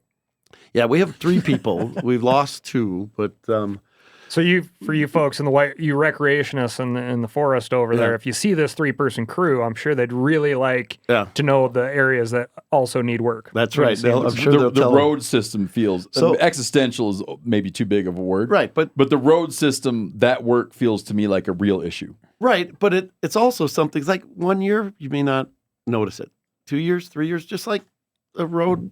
It's just the way maintenance of infrastructure works. The recreation budget on the busiest recreation forest in the country, so discretionary. So we've got our people we paid for, but then like to clean toilets, the toilet contracts and, toilet paper and whatever stuff was $140,000 for 2.5 million acres and 18 million people. Comes to about 0.9 cents per visitor, if you're wondering. You kidding me? Yeah. So will it be? Is that intact? The budget? The toilet paper budget? No, it's not. Literally, we don't have enough money. We were looking at, and I don't normally get involved with this. We're like in the detail, but they were looking at normally these sites are pumped 3 times a year. We're going to do them once. Well, it's not going to be great. So, will people see things? Yes. Will it be like, it's not going to be the end of the world. I think depending on fire seasons and flood seasons and things like that, I think there'll be some change. I'm worried a lot. So when there's a fire of any significance, there's what's called an agency administrator. It's one of us line officers. So if there's a fire on the White River or on the Gallatin here, the local line officer is the agency administrator, and we have overall responsibility. Even if 1,000 firefighters come in, we're still overseeing them. We go through a ton of training and stuff. They do the work, but we set objectives. We things like that. Here's what I want you to do with this fire, because fire crew would come and just spend money and put it out. I mean, but here's what resources. I want these houses protected as a priority. A lot of us that are retiring are the most experienced people doing that. In our region in Colorado, we lost 2 of the 3 most experienced. That won't matter if there's not a bad fire season, but if it is, that's the stuff that's going to add up. And so that's the stuff I'm worried about in the future. I don't see a land sale real quick, but this stuff matters. Can I hit you with a thing I'm worried about? Yeah. Maybe you can tell me if this is a reasonable fear. If you should sleep at night. I'm worried about this. I could picture a forest supervisor in a left-leaning state. So let's say a forest supervisor in Washington, a forest supervisor in California, says, fine, I'm closing my forest because I don't have the staff. Right. And they use it to score political points. Yeah. Is that possible? Before I left, we got explicit direction that shall not happen. Okay. I was hoping that because I could picture someone saying, right, I'm taking my marbles and going home.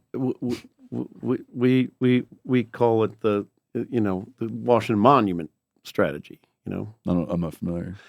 Park Service is masterful at this. Cut the Park Service budget, close them. And close the Washington Monument, and everybody screams and says, "What happened?" And so we've never done that. We've never taken that out. I think there's going to be some things that are going to require it. Well, at least when I left a month ago, if you could show your budget couldn't support a campground being open. It had to go all the way to the secretary's office to get approval. So, and that's going to be hard to get. A So- campground? Yeah. So they're like reviewing a campground site? Yeah. We have Or- this beautiful or a- four. We a- have this beautiful 4 visitor site here. We'd like to get back up and running. If a forest supervisor proposes to close any public facility, it's got to be run up the chain. So I don't think you have to worry too much about it. They're anticipating and taking That steps exactly. against Because that. it would happen. It's called the Washington Mall strategy. The Washington Monument. Washington strategy, yeah. Monument strategy. Right. Close the monument. Fine, I'll close. Yeah. Yeah, I have. And you can. The Park Service gets away with it. They've gotten away with it since 1994. I mean, you guys were all too young for that. But when the Republicans in '94 took control of the House for the first time in 40 years, right? They went after everything. The contract with America and Newt Gingrich was the Speaker of the House, and they were cutting and stuff. And they went after the Park Service pretty harshly, and they cut their budget pretty good. And the Park Service said fine. And Mike Finley was the superintendent at Yellowstone here, and he was like this with President Clinton. He was really close to him, and Ted Turner, and he eventually went on to run the Turner Foundation. But they just said, fine, we'll close the gates. We'll close Old Faithful. And I mean, you know, the little newspaper you get when you go into the park? After those budget cuts, like, it was like, Bambi's going to die because of congressional budget cuts. I ain't really saying Really? anything. Oh, yeah. They These just things- played it. And within a year and a half, there was the give the Park Service as much money as you want, supported by congressmen on both sides, and they got all the money they wanted. So, but the Park Service has gates, and you know they can do that much better. Go ahead. And back then, things weren't quite as volatile as they are politically, but it was awesome to watch. It was like, damn, how'd you guys do that? Because they cut our budgets, and we didn't get any of it back. That would be my worry, is that with lack of employees, there's probably some amount of enforcement employees that will not be on the ground anymore. And if you, and it kind of links up to the same thing of with the maintenance. If that's not getting done, well, I think we saw it once in Eagle County, and this is just what I was told. So I don't know, and I'm not going to bring up the spot so I don't want to burn it. But because the road couldn't be maintained and the ruts got too big, it was too dangerous, they just closed the road. And so I don't know if that was the actual reason, but instead of like being able to drive way up in there, you had to hike from the bottom, and it was a heck of a much longer hunt at that point. But if there's no one to enforce that gate, and people just start going around it, and then we end up with like what you see down in Alaska when you're flying into your moose spot, and the ATV trails just go farther and farther every year, and the big swamp buggy trails go farther and farther every year. Yeah, zero enforcement action. Yeah, it could become like, you know, Wild West lawless stuff, like people doing whatever they want, right? Yeah. Okay, so is that a real worry I should have? Yeah. I'm hesitant because I don't want to, like, hey, this is the year to go out there and do bad stuff. It's happening right now, though, right? I mean, it's a huge concern because what I've seen and the data shows, the biggest deterrent is just boots on the ground. It doesn't have to be a cop with a gun. It doesn't have to be just that they see a white truck or back in the day a green truck. People behave more. I mean, it's just the way it is. And without those people out there, I absolutely think we're going to have that kind of. There's no one to go to take care of it, and then people get frustrated at us. Why aren't you doing anything about that? Yeah. And that's the public service cycle I hate to see broken. And what I'm at least at this stage and whatever reform is being done to our public land agencies. Is there a big law concern. enforcement aspect to the National Forest Service? Like, I know we used to see like BLM officers, like No, law. there's Forest Service Yeah. Rangers, man. There's law enforcement officers. Again, it's just part of the culture of our agency. We're not the enforcement people, and so our forest, the busiest in the country, and the most visitors, and then interstate running right through the middle of it. There's now one. When we're fully staffed, we have 3. So, Right. Pistol packing Rangers. yeah, fully, vested or whatever they call the. Yeah, they can actually arrest you, They detain. can Yeah. arrest you. The state has. They can enforce some state law, state violations, and yeah, we have Because you can also have a lot of people who have the authority to write citations. yeah, those are called force protection officers, FPOs, where you go to a 40-hour class, you could learn how to. So that's good. Bunch of people we fired were the force protection officers, so that's too bad. So we got to get more people trained, and so cumulatively, I'm worried about that. But it's not part of the budget discussion, especially after this last I don't know, order that Schultz sent out. I did like his letter to the Forest Service, by the way. That was good. Yeah. But I imagine it would be a logical discussion to be like, okay, we have 0.9 cents per visitor to spend on toilet paper, and we can only pump all these toilets once. So what if we close 3 of them and keep 5 open? Yeah. Right. That is what my predecessors are going to have to. All of them. That's what's going on across the country. Is the massive prioritization. Again, we're $36 trillion in debt as a nation.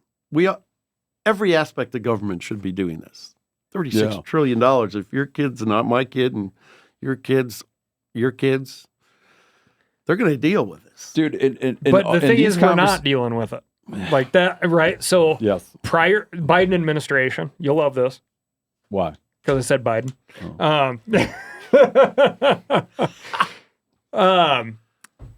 The Inflation Reduction Act. Yeah. I heard a lot of people inside the Forest Service say, hey, I'm really nervous about this influx of cash because it didn't end up getting spent on the boots on the ground stuff, the stuff the people can see and rely on. And it got spent in positions that are pretty far removed from the end user. Yeah. That's absolutely true. And did those positions get cut during these? Yeah, they did. And a huge amount of that money is unspent yet. First of all, you throw that kind of money. I mean, you throw $1 billion at the Department of Defense, or multi-billion dollars in the case of IRA and bipartisan infrastructure bill. That was a huge multi-billion-dollar pump to the Forest Service. We're not set up to kind of spend that kind of money. Department of Defense, you give me $1 billion, that's one plane. Got it done. We're not set up for that. So that was just poor planning, and now a lot of that money has not gotten to the fuels work.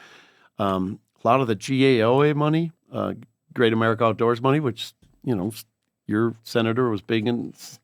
Senator Daines was getting passed. Again, influx of money, and we're not getting it out there to the ground fast enough.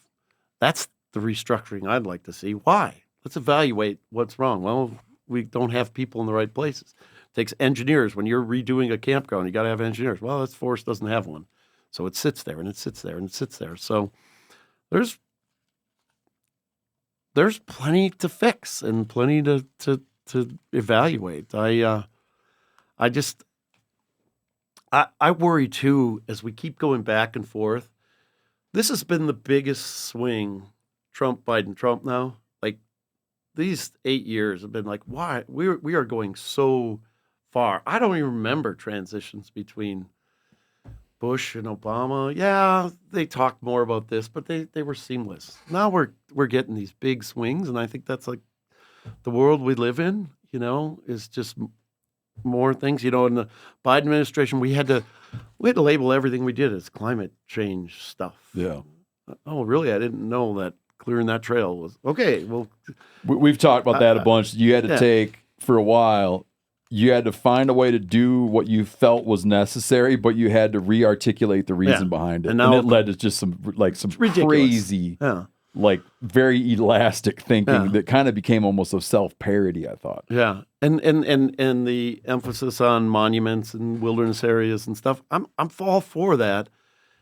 But it's being done, it's being pushed by the ends of the spectrums. And now, in this administration, it's going to be oil and gas, livestock, and timber. And there's just something just came out in the Forest Service where They want a 25% increase in timber production. And the secretary has declared pretty much every piece of national forest land in the country as an emergency.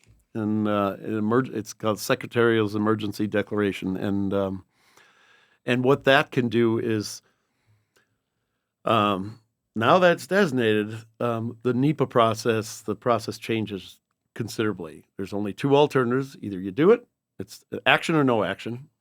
So that cuts your analysis. Well, what about this alternative? What about this? It's either you do it or you don't. There's no objections, that internal process where someone could say, I object to this, and we evaluate it, and we can implement it immediately. And so you either litigate to stop it immediately or it's going to go through. And it's around fuels, forest health. I don't know if that's such a bad thing. It's just such a big swing, Yeah. Well, I offered my services on land swaps. Right. I will also offer my services. I will come in and unilaterally be red light, green light on timber projects. All right. And trust me, there are a lot of timber projects that I will give a green light to. I think you would too. So I'm going to be busy. Because it's a free market deal. Like I'm not lighting my hair on fire over the timber mandate. No. Because, I don't, in a lot of Montana, I don't see anything changing. There's a lot of chunks of forest that people walk into and they're like, oh my God, this should be cleaned up. Well, you're going to have to pay out of pocket to have somebody go clean that up. Expensive work. A couple $1,000 an acre. How much? Oh, a couple grand for fuels work that where there's nothing merchantable at the where end. It's not merchantable, right? And we don't have. That's a lot of money. Right. For us, plus Missoula is such a great example, right? Like when Steve was going to school there, I was growing up, right? We really had 3 lumber mills right there. We have 0 now. Right. There's still a lot of forest around Missoula and a lot that I think people would really argue needs to be, something's got to be done here. I don't know this for a fact because I'm not an expert in the industry, but there were no tariffs on Canadian timber. No, I thought there was. They had. That's what led to the emergency order. They at the end they pulled out lumber was not tariff because we don't have the capacity. We can't produce enough lumber here in America to keep the builders going. So the builders must have got to someone and said, "Hey, don't do this because you're going to jack the prices through the roof." But, dude, there was recently they wrapped it up, but there was a big clear cut in. There was a big clear cut in our area where we hang out in Southeast Alaska. Oh, I thought you were going to talk about my spot there in Wisconsin. No, Janis private clear cut. Knocked down like 12 trees. There was a big clear cut in Southeast Alaska, and it was tribal land, but there was a bunch of land swaps to put the package together. Yeah. Okay, so it wound up being that I worked on that land. State exchange. moved to federal, and federal moved to tribal, and tribal moved to state, whatever the hell. And in the end, they put together a cut, and we got to watch this cut over the summer or over many summers. And I'll tell you, man, that wood, those trees go into the ocean, cutting logs with the bark on, and then they go onto a barge, and they do not touch American soil. Nope, that shit is overseas. Yeah, used to be not allowed. It doesn't even get like. If some bark falls off in the ocean, that's as much processing as that wood is getting in the U.S., dude. And it's gone. And then you hear about losing our capacity on lumber and stuff. It's like, dude, it's going over in the round. Yeah. Yeah. It used to be. And I don't even know where to begin. Like, you could look and be like, well, that seems crazy. But I don't even know where to begin to start. Like, I don't even know how to begin addressing a problem like that. Well, Tongass lumber used to not be they've approved special provisions to send it in the round overseas. It used to has to be manufactured at least on 3 sides, in America. But the industry's in such dire straits up there. And the reality is the old Gulf industry cannot survive. Yeah. Period. This same outfit, the same tribal court that did this clear cut. They announced a 99-year moratorium on old growth. Oh, no kidding. Yeah. I don't know if they'll stick to it. Yeah. There was internal strife. They announced a 99-year moratorium, and they closed that cut early. Yeah. So I Let me. wonder- I want to go ahead. Then I want to ask a last question. Yeah. I just want you to clarify a point. I just wonder. I've thought a lot about. I don't know if it'll be fixed, but how much advocacy and environmental groups and stuff own some of the extremes, and I think people have got to really look in the mirror and start saying, what are we really fighting against? Is it fighting against something we're really concerned about, or is it this is a really good way to keep our money flowing? Because this model has worked really good. You demonize, say the sky is falling, find an enemy, and then say, send us money, we'll save whatever. And I think about that a lot, and I think about maybe I can work on that in my retirement to try to bring more collaboration to these discussions about forest management. But I want to ask you a retired guy question. Yeah. In all these conversations that are happening right now, I just want to clarify a personal guiding strategy here. In these conversations that we're having, I've tried to, in issues about federal land management agencies, I've tried to be to remain somewhat cooperative, because I've been very clear over the years about the things that matter to me, right? Things that matter to me is hunting and fishing issues and wildlife habitat. And I joke about if I was the emperor of the country, what I would do, and it would be all wildlife all the time, right? And I would if I was the emperor of the country, but I'm not. No one's asking me to be. Right. So I've tried to look at this issue and say, okay, there are economic troubles in the country. We overspend. Right? There's problems in the country at a macro level. So instead of saying that business as usual is the only acceptable path, I've tried to find a way in my mind to be a little more constructive and say, okay, what are the objectives? What are we trying to achieve? What are the objective realities here? And how could it be done in a way that that is less negative for Americans in my community who use natural resources and raise their families and spend their time in nature. Okay. With that rambling sort of precursor, what I'm going to say, I'm just setting this question up. If someone had come to you based on what you know about the Forest Service, if someone had come to you and said, we need to find efficiencies. We have to find efficiencies. We have to spend less money. We have to save money. And we don't want to impact the American taxpayer who's utilizing these lands. We want to have minimized impact on that taxpayer, our customer, so to speak. And they said to you, here's the 10% cut package. Okay, bring me a 10% cut package. Bring me a 20% cut package. Bring me a 30% cut package. At what percent would you start to be impossible?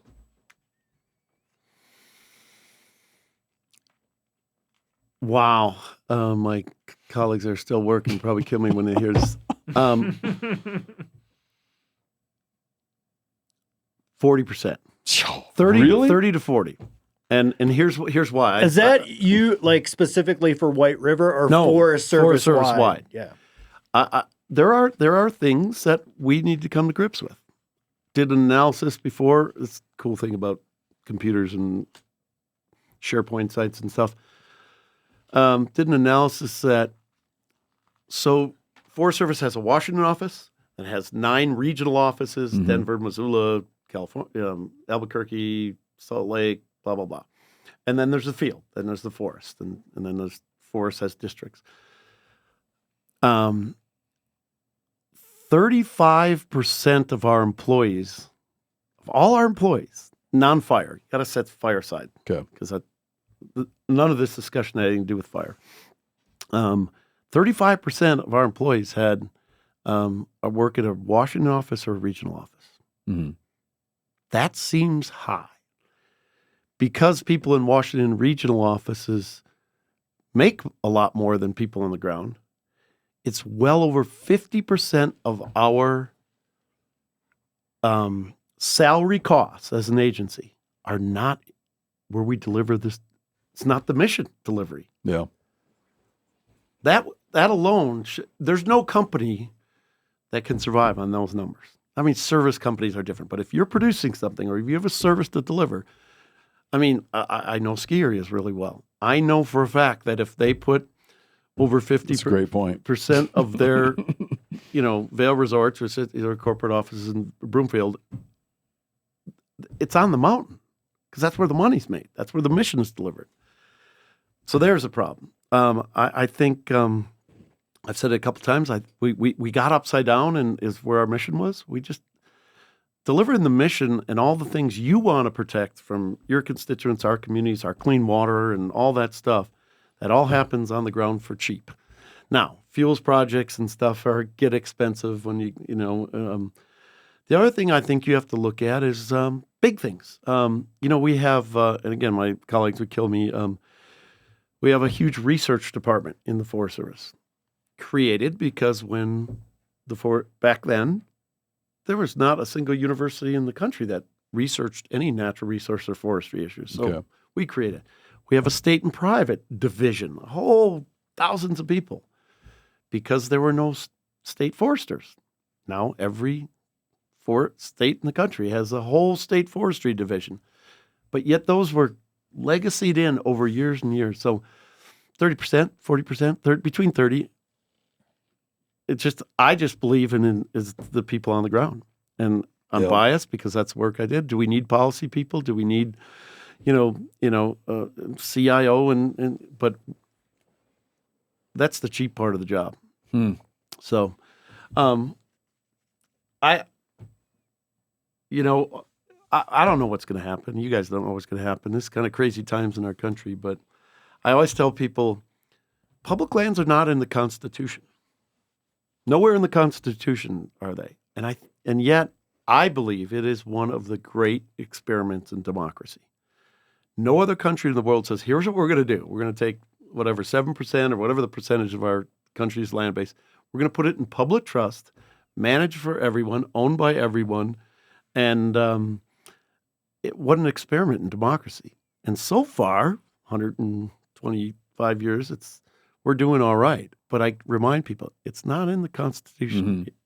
There's no guarantee that it can stay. And so the end game is stay involved. Pay attention. I guess I'm not ready to light my hair on fire and say, the public lands are going away, they're going to sell them all. I'm going to pay attention now, obviously, because but I think your listeners should pay attention. I think there are things in the system now that require, especially for hunters and anglers and people who enjoy it the way we do, pay attention. This is a time to pay attention.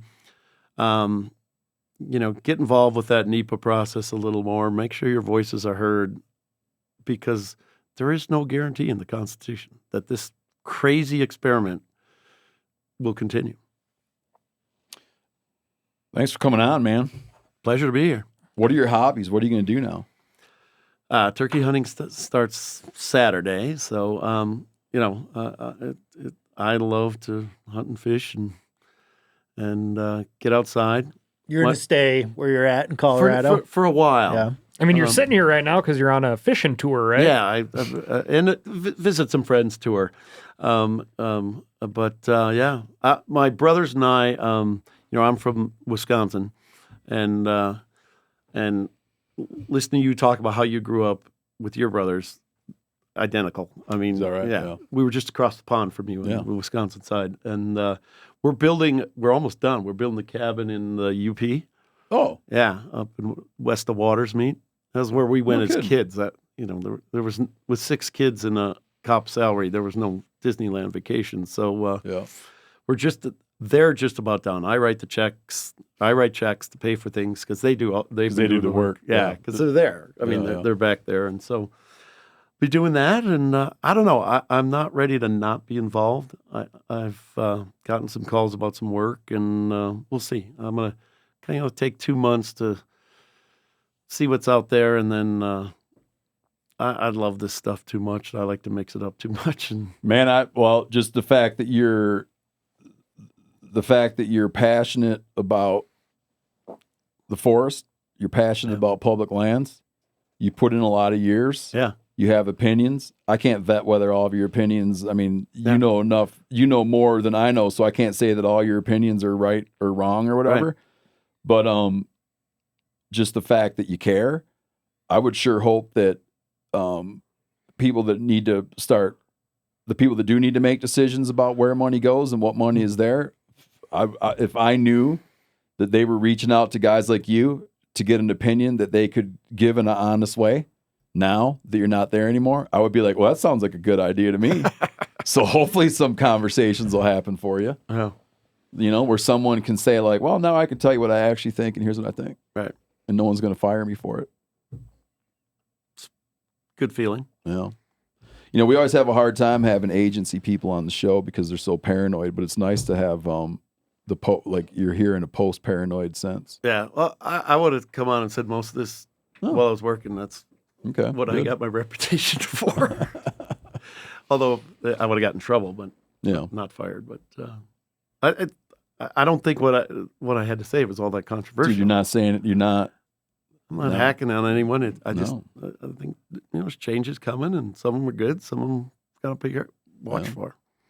Yeah. I want to talk to the guys that are like, that recognize a reality and recognize, how can we do this in the best way possible, Right. and not in a ways that are kind of like ham-handed, knee-jerk reactions.